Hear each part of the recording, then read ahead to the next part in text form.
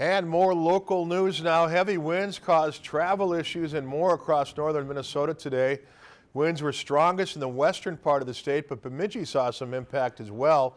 Here you can see the damage to the roof at the downtown Bemidji Business 218 Yellow Umbrella.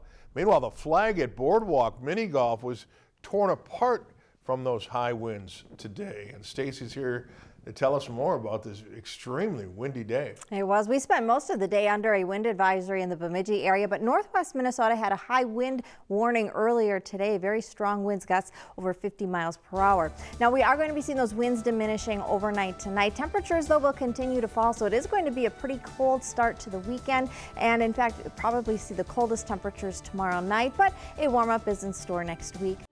Lakeland News is a nonprofit news organization. Donate to Lakeland PBS today to support your local news team.